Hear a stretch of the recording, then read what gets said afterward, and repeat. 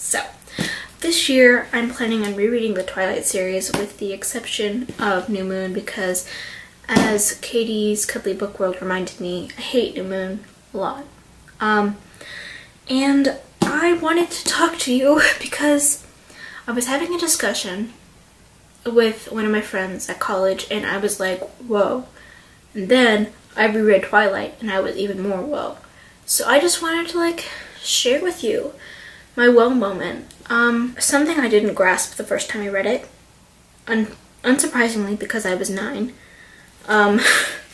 is the almost startling amount of religious undertones in Twilight, which is weird because, you know, it's like a vampire romance novel, but also, there's a lot going on.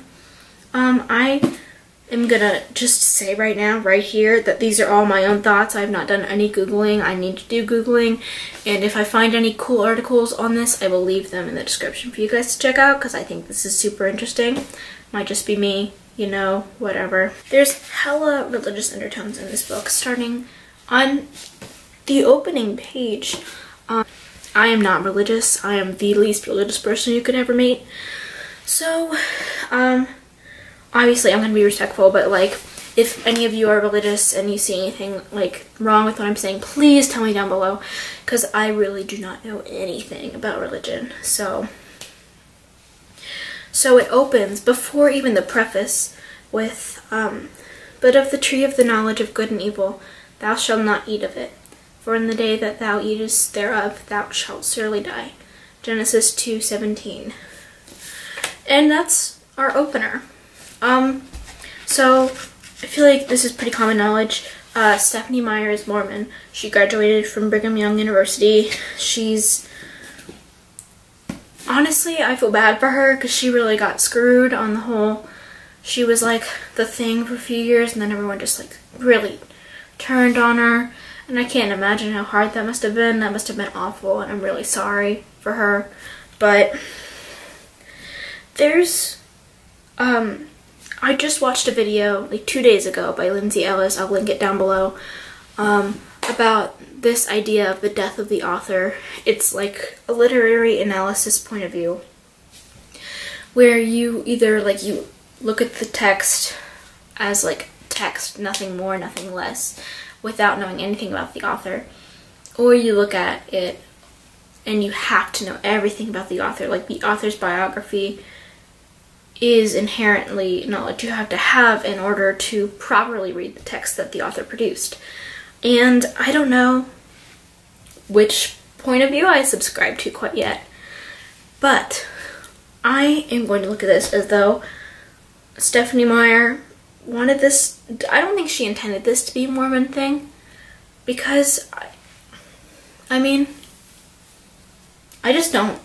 But I think a lot of it unintentionally slipped in, mostly because if you're raised in a church and they tell you these stories, then you in those stories become yours too.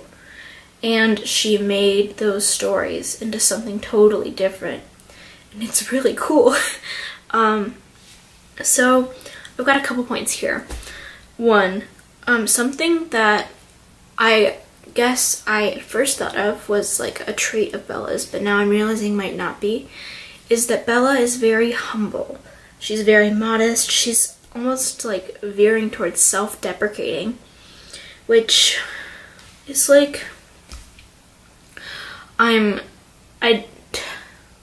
which is a big part of Mormonism, retiring women are retiring, they work in the home, which she does a lot of. She works with Charlie. No, she does a lot of work in the home. She does all of the cooking and cleaning for Charlie. He just comes home and he watches baseball.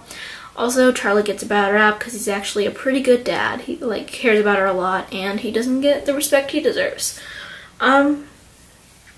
Also, I don't know why Twilight gets all this hate, because it's actually a cute little romance novel. I like it. It's well written. It's cute. I like Edward. He says the cutest thing.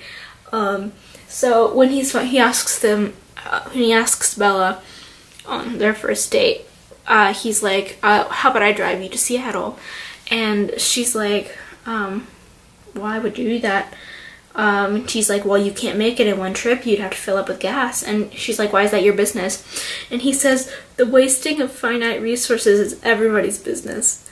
Isn't that so cute? I would die if someone said that to me. Oh my god.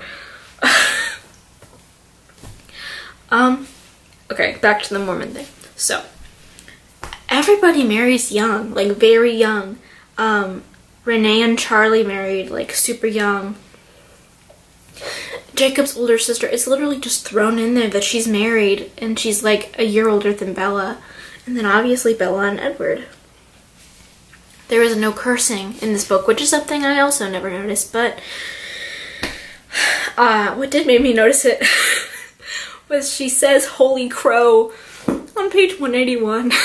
And I was like, yikes, go girl go. But there's no cursing. It's very, the love isn't fast. It's, I think that we got it into our heads that it was just like a quick teenage love, but it wasn't. It like took several months, and it like grew and developed and pushed and pulled. And there's this really, I don't want to say weird part. 309, 310. I'm looking down at my notes, sorry. Where she says something about marriage, and it like instantly means sex. Okay, here.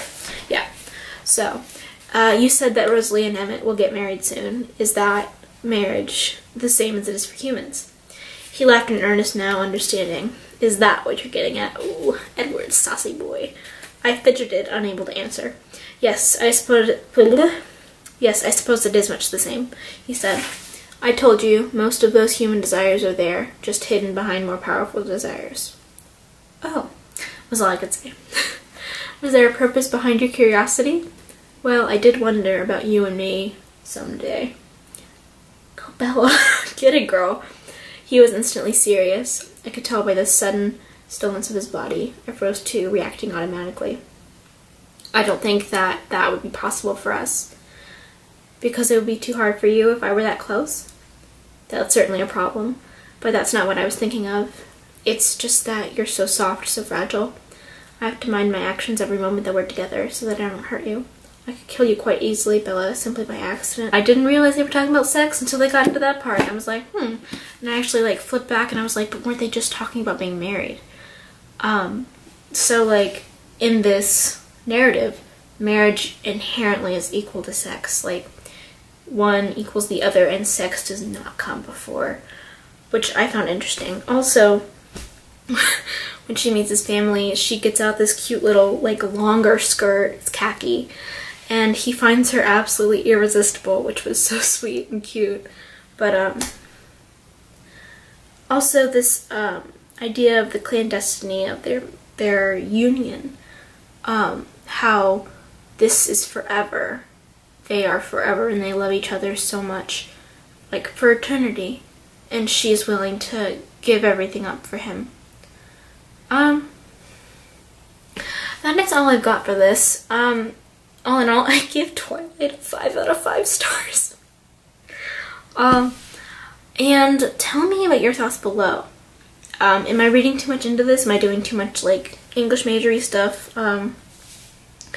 And of course, if I offended anyone, I'm really, really sorry. I do not know anything about religion. I just thought this was an interesting, like, way of looking at things. If I find any cool articles, I will leave them down below in the description. Anyways, I will see you guys soon. Like, comment, subscribe, and I will see you guys later. Bye.